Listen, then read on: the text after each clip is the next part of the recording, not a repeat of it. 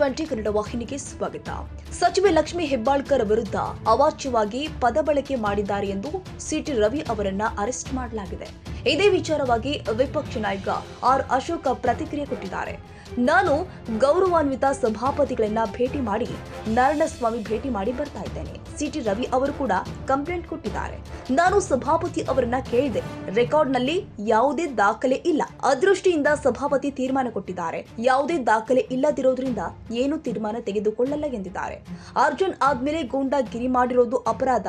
ಅವರ ಮೇಲೆ ಹಲ್ಲೆ ಮಾಡೋ ಪ್ರಯತ್ನ ಮಾಡಿದ್ದಾರೆ. ಹಲ್ಲೆ ಮಾಡಿರೋದ್ರಿಂದ ನಾವು ಧರಣಿ ಮಾಡ್ತೀವಿ. ಗೂಂಡಾಗಿರಿ ಸರ್ಕಾರಕ್ಕೆ ಸದನದಲ್ಲಿ ಸೆಕ್ಯೂರಿಟಿ ಕೊಡಲಾಗಿಲ್ಲ. ಕೊಲೆ ಬೆದರಿಕೆ ಹಾಕಿದ್ದಾರೆ.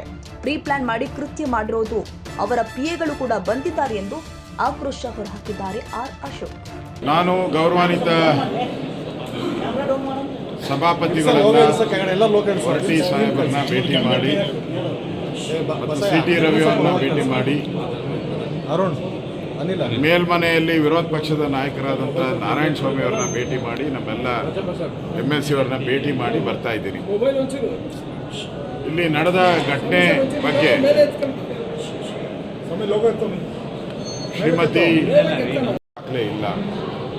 ಆ ದೃಷ್ಟಿಯಿಂದ ಸಭಾಪತಿಗಳು ತೀರ್ಮಾನ ಕೊಟ್ಟಿದ್ದಾರೆ. ಈಗ ಇದು ಎಲ್ಲೂ ದಾಖಲೆ ಇಲ್ಲದೆ ಇರೋದ್ರಿಂದ ನಾನು ಯಾವುದೇ ರೀತಿ ಕ್ರಮ ಮಾಡೋಕ್ಕೆ ಬರಲ್ಲ ಅನ್ನೋ ರೂಲಿಂಗನ್ನು ಕೊಟ್ಟಿದ್ದಾರೆ. ಇದೇನಾದರೂ ಇದ್ದರೆ ನೀವು ನಿಮ್ಮ ಮಧ್ಯೆನೇ ಇದನ್ನು ತೀರ್ಮಾನ ಮಾಡಿಕೊಳ್ಳಿ, ಇದಕ್ಕೆ ಸಂಬಂಧ ಇಲ್ಲ ಅನ್ನೋ ರೀತಿ ಅವರು ಸಮಾಧಾನದ ರೀತಿಯಲ್ಲಿ ಕೊಟ್ಟಿದ್ದಾರೆ. ಇಷ್ಟಾದ ಮೇಲೆ ಸ್ಪೀಕರ್ ಸಭಾಪತಿಗಳು ಅಡ್ಜರ್ನ್ ಮಾಡಿದ್ದಾರೆ. ಆ ಅಡ್ಜರ್ನ್ ಆದಮೇಲೆ ಜನಗಣಮನ ಆದಮೇಲೆ ಕಾಂಗ್ರೆಸ್ಸಿನ ಗೂಂಡಾಗಿರಿ ಪ್ರವೃತ್ತಿಯನ್ನು ಮಾಡಿರುವಂಥದ್ದು ಅಕ್ಷಮ್ಯ ಅಪರಾಧ. ಸಿಟಿ ರವಿಯವರ ಬಗ್ಗೆ ಅವ್ಯಾಚ ಶಬ್ದಗಳನ್ನು ಬಳಕೆ ಮಾಡಿದ್ದಾರೆ. ಅವ್ರನ್ನ ಮೇಲೆ ಹಲ್ಲೆ ಮಾಡುವಂಥ ಪ್ರಯತ್ನ ಮಾಡಿದ್ದಾರೆ. ಅವರು ಇಲ್ಲಿ ವಿಧಾನಸಭೆಗೆ ಬಂದಿದ್ದರು. ಇಲ್ಲಿ ವಿಧಾನಸಭೆಯಿಂದ ವಾಪಸ್ ಹೋಗಬೇಕಾದ್ರೆ ಅವರ ಗೂಂಡಾಗಳು, ಕಾಂಗ್ರೆಸ್ಸಿನ ಗೂಂಡಾಗಳು ಅವ್ರ ಮೇಲೆ ಹಲ್ಲೆ ಮಾಡಿ ಅವರನ್ನು ಒಡೆಯುವಂಥ ಪ್ರಯತ್ನ ಮಾಡಿರೋದು. ಈ ವಿಧಾನಸಭೆಯಲ್ಲಿ ಕಾನೂನು ಸುವ್ಯವಸ್ಥೆ ಇದೆಯಾ ಸತ್ತೋಗಿದೆಯಾ ಅನ್ನೋದು ಅರ್ಥ ಆಗ್ತಾ ಇಲ್ಲ. ಅವ್ರ ಮೇಲೆ ಹಲ್ಲೆ ಮಾಡುವಂಥ ಪ್ರಯತ್ನವನ್ನು ವಿಧಾನ ಪರಿಷತ್ ಒಳಗಡೆ ಮಾಡಿರುವಂಥದ್ದು ನಾನು ಖಂಡಿಸ್ತೀನಿ. ಇದರ ವಿರುದ್ಧ ಈಗ ಇನ್ನೊಂದು ಅರ್ಧ ಗಂಟೆಯಲ್ಲಿ ನಾವು ಒಂದು ತೀರ್ಮಾನ ತೆಗೆದುಕೊಳ್ತೀರಿ. ಇದೊಂದು ಹೋರಾಟವನ್ನು ಮಾಡ್ತೀರಿ. ಇಲ್ಲೇ ನಾವು ಧರಣಿ ಮಾಡಬೇಕು ಅಂತಲೂ ಕೂಡ ಯೋಚನೆ ಮಾಡ್ತಾ ಇದ್ದೀರಿ.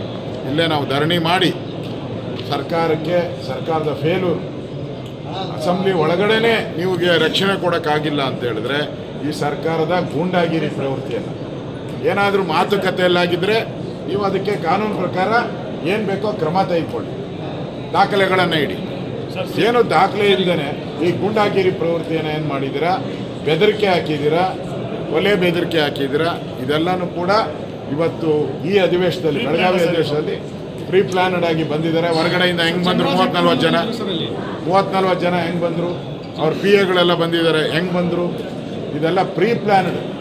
ಅಂದರೆ ಈ ವಿಧಾನಸೌಧನೂ ಕೂಡ ಅವರು ಗೂಂಡಾಗಿರಿಗೆ ಅವ್ರನ್ನೆಲ್ಲ ಹೆಂಗೆ ಒಳಗಿಬಿಟ್ರು, ಪೊಲೀಸವರು ಅವ್ರನ್ನೆಲ್ಲ ಇಲ್ಲಿಗೆ ಕಳಿಸ್ತೋರು ಯಾರು, ಕಳಿಸ್ಬೇಕಾದ್ರೆ ಯಾವುದಾನ ಮಿನಿಸ್ಟ್ರು ಅವ್ರನ್ನ ಕಳಿಸಿರ್ಬೇಕು ಪಾಸ್ ಕೊಟ್ಟು. ಇದೆಲ್ಲ ನೋಡಿದ್ರೆ ಇದೊಂದು ಪ್ರೀ ಪ್ಲಾನ್ ಮಾಡಿರುವಂಥ ಘಟನೆ ಅಂತ ಅನಿಸುತ್ತೆ. ಸರ್ ಅಹೋರಾತ್ರಿ ಮಾಡ್ತೀರಾ ಸರ್? ಈಗ ಅಶೋಕ್ ಸರ್ ಅಹೋರಾತ್ರಿ ಮಾಡ್ತೀರಾ? ಈಗ ಇನ್ನೂ ತೀರ್ಮಾನ ಮಾಡಿಲ್ಲ. ಹೋರಾಟ ಅಂತ ಮಾಡ್ತೀವಿ. ಈ ಅಧಿವೇಶನದಲ್ಲೇ ಇಲ್ಲೇ ನಮ್ಮ ಅಧಿವೇಶನ ಮುಗಿದ ತಕ್ಷಣವೇ ನಾನು ಕೂಡ ಬರ್ತೀನಿ, ಹೋರಾಟ ಮಾಡ್ತೀನಿ. ಸರ್ಕಾರಕ್ಕೆ ಎಚ್ಚರಿಕೆಯನ್ನು ಕೊಡ್ತಾ ಇದ್ದೀನಿ. ಈ ಥರದ ಗೂಂಡಾಗಿರಿ ಭಾಳ ದಿನ ನಡೆಯಲ್ಲ. ಏನು ನೀವೇನು ಊಟ ಹೊಡ್ಕೊಂಡು ಇಲ್ಲೇನು ಕೂತಿರಲ್ಲ, ನೀವು ಕೂಡ ವಿರೋಧ ಪಕ್ಷದಲ್ಲಿ ಬಂದು ಕೂತ್ಕೋಬೇಕಾಗ್ತದೆ. ಎಚ್ಚರಿಕೆಯನ್ನು ಮಾತನ್ನು ಕೊಡ್ತಾ ಇದ್ದೀನಿ. ಕನ್ನಡಿಗರ ಮೆಚ್ಚಿನ ನಿಮ್ಮ TV20 ಕನ್ನಡ ವಾಹಿನಿ ಇದೀಗ ಟಿವಿಯಲ್ಲಿ ಲಭ್ಯ. ಕರ್ನಾಟಕ ಮತ್ತು ದೇಶ ವಿದೇಶದ 360 ಡಿಗ್ರಿ ಸುದ್ದಿ ವಿವರವನ್ನ ಪಡೆಯುವುದಕ್ಕೆ TV20 ವಾಹಿನಿಯನ್ನು ಲೈಕ್ ಮಾಡಿ, ವಿಡಿಯೋಗಳನ್ನು ಶೇರ್ ಮಾಡಿ, ಕಮೆಂಟ್ ಮಾಡಿ, ಸಬ್ಸ್ಕ್ರೈಬ್ ಮಾಡಿ. HCN ಕೇಬಲ್ 842 ನಂಬರ್ನಲ್ಲಿ ಹುಕ್ಕೇರಿ ತಾಲೂಕು ಹಾಗೂ ಸಂಕೇಶ್ವರದ ಸುತ್ತಮುತ್ತಲಿನ ಹಳ್ಳಿಗಳಲ್ಲಿ ಲಭ್ಯ.